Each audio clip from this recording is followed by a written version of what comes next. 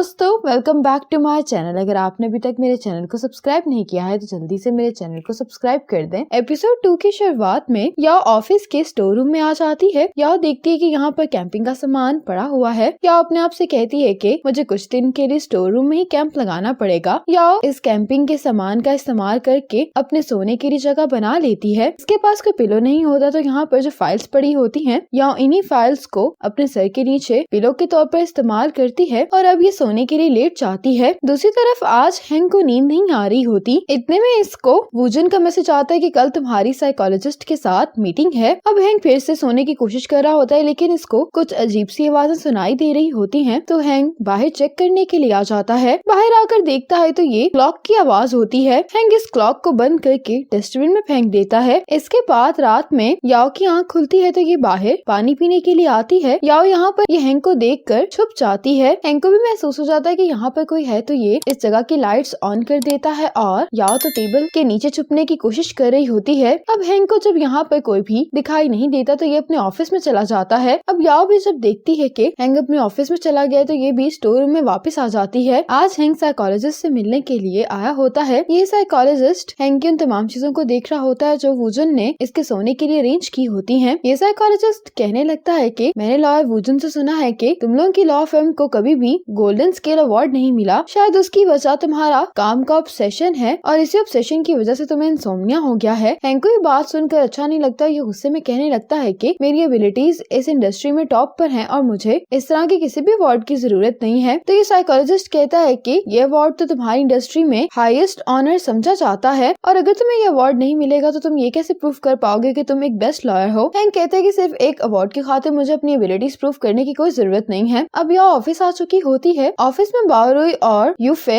एक केस के बारे में बात कर रहे होते हैं जिसको बहुत जल्द ही हैंक ने सॉल्व कर लिया होता है और इन्होंने इसके डॉक्यूमेंट्स प्रिपेयर करने होते हैं। इनकी बातें सुनकर याओ तेंगिन से पूछती है कि मैंने सुना था कि हैंक अपने असिस्टेंट्स के साथ बहुत स्ट्रिक्ट है लेकिन मुझे नहीं मालूम था कि वो अपने साथ भी इतना स्ट्रिक्ट है। यूफे कहते हैं कि यही लॉयर हैंक के काम करने का स्टाइल है। जो प्रॉब्लम्स एक दिन में सॉल्व होनी होती हैं वो चाहे कुछ भी हो जाए वो प्रॉब्लम एक ही दिन में खत्म होती हैं। तेंगिन इसकी बात को सपोर्ट करते हुए कहती है कि इसीलिए फिर बाकी सबको भी सफर करना पड़ता है। याओ कहती है कि क्या हैंक को नींद की जरूरत नहीं है। हैंक याओ के पीछे खड़ा होता है। इसकी बात के जवाब में कहता है कि जिनकी काम करने की एफिशिएंसी कम होती उन्हीं को रात देर तक जागना पड़ता है। ये कहकर हैंक चला जाता है। अब हैंक बाकी लॉयर्स के साथ अपने केस के बारे में मीटिंग कर रहा होता है। हैंक कहता है कि इस टाइम पर यूफे ऑलरेडी ये केस हैंडल कर रहा है तो इस केस के लिए याओ और बाओरुई तुम दोनों कम्पीट करोगे। मैं तुम दोनों की परफॉर्मेंस देखने के बाद डिसाइड करूंगा कि ये केस मैंने किसको देना है। ये केस इनके क्लाइंट की डाइवोर्स और प्रॉपर्टी डिस्ट्रीब्यूशन का होता है। यूफे और बाओरुई इस पर अपने अपने सजेशंस देते हैं जिनको हैंक भी काफी गौर से सुन रहा होता है। हैंक याओ से कहता है कि क्या तुम कुछ नहीं कहना चाहोगी। तो याओ कहती है कि यूफे और बाओरुई पहले ही डिटेल रिव्यू दे चुके हैं। हैंक कहते हैं कि मैंने तुम्हें यहाँ पर चुपचाप बैठने के लिए इन्वाइट नहीं किया। याओ कहती है कि मुझे माफ कर दे, मैं अगली दफा ज्यादा ध्यान दूंगी। हैंक कहते हैं कि अगर अगले महीने भी तुम्हारी ये परफॉर्मेंस रही तो तुम फिर ये लॉ फर्म छोड़कर चली जाना। ये कहकर हैंक चला जाता है। जब ये सब लोग मीटिंग रूम से बाहर आते हैं तो याओ तो बहुत अपसेट दिखाई दे रही होती। बाओरुई इससे कहता है कि तुम अपसेट मत हो, इसमें तुम्हारी कोई भी गलती नहीं है। अब तेंगिन, बाओरुई और यूफे मैसेज पर एक दूसरे से बात करने लगते हैं। कहते हैं कि हम बेट लगाते हैं कि ये असिस्टेंट कितनी देर तक यहाँ पर ठहर पाएगी। अब ये तीनों इसी बात को सोचने के लिए याओ को देख रहे होते हैं। इसके बाद हैंक ऑफिस के किचन में कॉफी बनाते हुए क्लाइंट से बात कर रहा होता है। इसकी आवाज सुनकर याओ की आंख खुल जाती है और ये जल्दी से टाइम देखती है कि क्या काम करने का वक्त हो भी गया है लेकिन अभी सिर्फ 5 ही बजे होते हैं। ये जल्दी से अपना सामान पैक करके बाहर आ जाती है। हैंक इसको यहाँ पर देखकर बहुत हैरान होता है। पूछता है कि तुम यहाँ पर क्या कर रही हो। याओ कहती है कि मैं यहाँ पर काम करने के लिए आई हूँ। अभी मैं रेस्ट रूम में गई थी, जब मैं वापस आई तो आप मुझे यहाँ पर मिल गए। हैंक कहता है कि तुम काम करने के लिए 5:30 ही आ गई हो। याओ कहती है कि स्टूपिड बर्ड्स को सबसे पहले उड़ना चाहिए। यह बात बदलते हुए कहती है कि बॉस आपके डार्क सर्कल्स कितने ज्यादा हो गए हैं, क्या आप सारी रात काम करते रहे हैं। हैंक कहते हैं कि नहीं, मैं भी अभी आया हूँ। हैंक अब अपनी कॉफी लेकर अपने ऑफिस में चला जाता है और ये भी हैंक के जाते ही स्टोर रूम में वापस चली जाती है। अपने ऑफिस में आने के बाद हैंक अपने डार्क सर्कल्स को देख रहा होता है। ये वाकई में ही ज्यादा होते हैं तो ये ग्लासेस लगा लेता है। फिर इसके बाद जब सब लोग काम पर आ जाते हैं तो यहाँ पर वूजन आता है जो बहुत ही एनर्जेटिकली सभी लॉयर्स को गुड मॉर्निंग कहता है। या उसको देखकर कहती है कि ये हैंक से कितना डिफरेंट है। अब वूजन याओ के पास आके कहता है कि तुम याओ हो ना। तो याओ इससे अपना इंट्रोडक्शन करवाती है और वूजन उसको देखकर कहता है कि तुम बहुत अच्छी लग रही हो। तेनयिंग इसको कहती है कि तुम ये क्या कर रहे हो? तो वूजन कहता है कि मैं सिर्फ गोल्डन स्केल अवार्ड हासिल करने के बारे में सोच रहा हूँ। ये कहता हुआ वूजन चला जाता है। अब वूजन हैंक के पास आकर बैठ जाता है। उसको कहता है कि तुम साइकोलॉजिस्ट का ट्रीटमेंट क्यों नहीं एक्सेप्ट कर लेते? ये कहकर ये इसके ग्लासेस उतार देता है। हैंक कहता है कि मैं काम कर रहा हूँ। वूजन कहता है कि अगर तुम सोए बगैर इस तरह से ही काम करते रहे तो तुम बहुत जल्द मर जाओगे। वूजन कहने लगता है कि मैं बहुत मेहनत से तुम्हारी टीम की रेपुटेशन को इम्प्रूव करने की कोशिश कर रहा हूँ ताकि तुम्हारी कंप्लेंट का रेट थोड़ा कम हो जाए। हैंक कहता है कि फिर तुमने याओ को क्यों इस काम के लिए हायर किया है? वूजन कहते हैं कि मैंने याओ के बारे में अच्छे से इन्वेस्टिगेट किया है। वो बेस्ट तो नहीं है लेकिन वो हमारी लॉ फर्म के स्टैंडर्ड्स को मीट करती है और उसके साथ ही उसकी पर्सनैलिटी भी काफी अच्छी है, इसीलिए वो बड़ी आसानी से हमारे और जो क्लाइंट के दरमियान मसले होते हैं उनको कम कर सकती है। और जब हमारा कंप्लेंट रेट कम हो जाएगा तो गोल्डन स्केल अवार्ड भी मेरे हाथ में ही होगा। हैंक कहता है कि तुम वाकई में ये अवार्ड हासिल करना चाहते हो या फिर अपनी इस सेल्फिश ख्वाहिश को पूरा करना चाहते हो? वूजन कहता है कि इसमें सेल्फिश क्या है? हैंक कहता है कि याओ की बड़ी बहन का नाम चेंगशी है और जब तुम कॉलेज में थे तो तुम चेंगशी को चेज नहीं कर पाए, इसीलिए गुस्से में तुमने अभी तक अपनी बहुत सारी गर्लफ्रेंड्स बनाई हैं। क्या तुम चाहते हो कि मैं फिर से सारी कहानी तुम्हें दोहराऊं? वूजन कहते हैं कि चेंगशी प्रॉपर्टी ट्रस्ट में एक्सपर्ट है, अगर मैं उसको हायर कर सकता तो फिर तो हमारा मसला खत्म हो जाता। हैंक कहते हैं कि क्या तुमने उसको हायर किया? वूजन कहता है कि मैं अपनी पूरी कोशिश कर रहा हूँ। हैंक कहते हैं कि तुम्हारे पास तो उसका नंबर भी नहीं है लेकिन तुम ये सब कुछ करके मेरा बर्डन बढ़ाए जा रहे हो। वूजन कहते हैं कि इसमें बर्डन वाली क्या बात है, तुम याओ को थोड़ा वक्त तो देकर देखो। अब सभी लोग चले गए होते हैं। याओ अभी तक काम कर रही होती है, इसको नींद भी आ रही होती है लेकिन हैंक अभी तक ऑफिस में ही होता है। याओ बहुत ज्यादा इरिटेट हो रही होती है कि ये वापस क्यों नहीं जा रहा। कुछ देर बाद हैंक वापस घर चला जाता है और साथ ही याओ भी स्टोर रूम में वापस आ जाती है। इसके बाद रात में हैंक फिर से ऑफिस आता है। इसको याओ पर शक हो रहा होता है तो ये स्टोर रूम में इसे देखने के लिए आ जाता है क्योंकि इसने सुबह भी याओ को स्टोर रूम में जाते हुए देखा होता है। अब हैंक याओ को यहाँ पर सोता हुआ देख लेता है। अब हैंक याओ को जगाता है। याओ उसको यहाँ पर देखकर डर जाती है। ये हैंक से कहती है कि मैं तुम्हें एक्सप्लेन कर सकती हूँ। अब हैंक इसको अपने ऑफिस में लेकर आ जाता है और पूछता है कि तुम यहाँ पर क्या कर रही हो? याओ कहती है कि जब से तुमने मुझे घर से निकाला है तो मुझे रहने के लिए कोई भी जगह नहीं मिल रही, तो इसीलिए मैं सिर्फ यहाँ पर 2 दिन के लिए रुकी हूँ। हैंक कहता है कि मैं तुम्हें आखिरी दफा वार्न कर रहा हूँ, अगर तुम इस तरह से करती रही तो तुम्हें कानून के मुताबिक सजा मिलेगी। याओ कहती है कि मुझे समझ में आ गई कि इतने दिनों से जो मुझे आवाजें सुनाई दे रही थी वो असल में तुम्हारी थी। तुम क्लाइंट से बात कर रहे थे लेकिन तुम फिक्र नहीं करो, मैं किसी को नहीं बताऊंगी कि तुम छुप कर ओवर टाइम काम करते हो। हैंक कहते हैं कि ठीक है, तुम यहाँ से जा सकती हो। याओ कहती है कि क्या मैं यहाँ पर 2 दिन और ठहर सकती हूँ? जैसे ही मुझे कुछ जगह मिल जाएगी मैं यहाँ से चली जाऊंगी। हैंक इसके लिए मान जाता है। याओ भी अब जाने लगती है तो हैंक इसको वापस बुलाकर पूछता है कि तुम इस तरह के बैड एनवायरनमेंट में सो कैसे लेती हो? याओ कहती है कि मैं जैसे ही आंखें बंद करती हूँ मुझे नींद आ जाती है, मैं कहीं पर भी सो सकती हूँ। आप कहते हैं तो मैं आपको ऐसा करके भी दिखा देती हूँ। हैंक कहते हैं कि नहीं, अब तुम चली जाओ। अब याओ सो रही होती है तो बारिश शुरू हो जाती। बारिश की आवाज से इसकी आंख खुल जाती है। याओ भी चेंज करके बाहर आ जाती है और अपने लिए ब्रेकफास्ट बनाती है। ब्रेकफास्ट करने के बाद याओ अपने केस पर काम करना शुरू कर देती है। अब याओ जब चीजें याद कर रही होती है तो इतने में यहाँ पर हैंक आ जाता है जो उसको देखकर कहता है कि तुम क्या कर रही हो? याओ कहती है कि मैं लॉ को याद कर रही हूँ। हैंक कहता है कि तुम लॉ को याद करके इतनी खुश क्यों दिखाई दे रही हो? याओ कहती है कि मेरे मेंटोर ने कहा था कि आप जो भी करते हैं आपको उससे प्यार करना चाहिए। ये सुनकर हैंक अपने ऑफिस में चला जाता है। कुछ देर बाद याओ हैंक के लिए कॉफी लेकर आ जाती है और कहती है कि तुम हर रोज ही इतना ओवर टाइम काम करते हो, इसीलिए मैं तुम्हें बूस्ट करने के लिए कॉफी लेकर आई हूँ। हैंक कहता है कि ये तुम्हारा काम नहीं है। याओ कहती है कि मैं अपनी लास्ट फर्म में भी अपने कोलीग्स के लिए कॉफी बनाया करती थी। हैंक कहता है कि तुम एक लॉयर हो, मैनेजर नहीं, और मुझे नहीं लगता कि अपने कोलीग और बॉस के लिए कॉफी बनाकर तुम उनके साथ दोस्ती कर सकती हो। क्या तुमने कभी किसी मेल लॉयर को कॉफी बनाते हुए देखा है? लीगल प्रोफेशन में मर्द और औरत दोनों इक्वल हैं। ये सुनकर याओ ये कॉफी पी लेती है और हैंक भी इसको बहुत हैरानगी से देख रहा होता है। याओ कहती है कि तुम ठीक कह रहे, मैं आइंदा से इस तरह के मीनिंगलेस काम नहीं करूंगी। हैंक कहता है कि फिर मुझे बताओ कि तुम्हारे लिए मीनिंगफुल क्या है? याओ कहती है कि जो केस हमने 2 दिन पहले डिस्कस किया था, क्या मैं उसको ज्वाइन कर सकती हूँ? मुझे कोई शेयर नहीं चाहिए, मैं बस काम करके एक्सपीरियंस हासिल करना चाहती हूँ। ये अपनी डायरी दिखाते हुए कहती है कि मैंने इस केस के बारे में कुछ नोट्स भी बनाए हैं। इसके नोट्स देखकर हैंक कहता है कि तुम इस केस में पार्टिसिपेट कर सकती हो। ये सुनकर तो याओ बहुत खुश जाती है। हैंक कहते हैं कि मैं तुम्हें इस केस में पार्टिसिपेट करने दे रहा हूँ लेकिन तुम ज्यादा खुश होने की जरूरत नहीं क्योंकि इस फर्म में सबसे कम एक्सपीरियंस तुम्हारे पास है। और हैंक अब इसको बताता है कि बाउरी के पाँव में चोट लग गई है, इसीलिए उसके जो भी काम थे कुछ टाइम के लिए वो तुम करोगी। याओ कहती है कि मुझे कोई मसला नहीं है। अब याओ बाउरी के काम निपटाने के लिए बाहर चली जाती है। जब याओ काम खत्म करके वापस ऑफिस आती है तो इलेक्ट्रिसिटी नहीं आ रही होती। वॉशरूम जाती है तो वहाँ पर पानी भी नहीं आ रहा होता। अब ये बाहर आती है तो ये हैंक को अपना कोलीग समझ कर रोकती है। या उसको देख कर कहने लगती है कि इतना अंधेरा था इसलिए मुझे पता नहीं चला कि यहाँ पर तुम हो। या उसको कहती कि क्या तुम पावर सर्किट को फिक्स कर सकते हो। हैंक कहता है कि तुम्हें इस तरह के कामों के लिए वुजन से कहना चाहिए। ये कहकर हैंक जाने लगता है तो या उसको रोकती है। या कहती है कि तुम्हारे घर के रास्ते में एक होटल आता है, क्या तुम मुझे वहाँ पर छोड़ सकते हो। तो हैंक इसको राइड देने से इनकार करके यहाँ से चला जाता है। हैंक बाहर तो आ जाता है लेकिन इसको याओ के लिए अच्छा नहीं लग रहा होता। दूसरी तरफ याओ ऑफिस में लैंप्स रख के लॉ के आर्टिकल्स याद कर रही होती है। इतने में यहाँ पर हैंक आ जाता है। हैंक याओ से कहता है कि तुम आधे घंटे के लिए मेरा बाथरूम यूज कर सकती हो। याओ भी खुशी खुशी इसके साथ वापस घर आ जाती है। याओ शॉवर लेकर आ जाती है और ये हैंक के लिए थैंक यू नोट भी लिखकर टेबल पर चिपका देती है। ये किचन को देखते हुए कहती है कि लगता है कि हैंक ने कभी भी यहाँ पर कुछ नहीं बनाया तो मैं उसके लिए कुछ कुकी कर लेती हूँ। हैंक सोने की कोशिश कर रहा होता है और याओ के किचन के शोर की वजह से इसको बिल्कुल नींद नहीं आ रही होती। अब खाना पकाते हुए याओ एक गाना गाने लगती है। ये गाना सुनकर हैंक को नींद आ जाती है। अगली सुबह हैंक उठकर हैरान हो रहा होता है कि इसे कल रात इतने अच्छे से नींद कैसे आ गई। इसी मोमेंट पर एपिसोड 2 खत्म हो जाती है।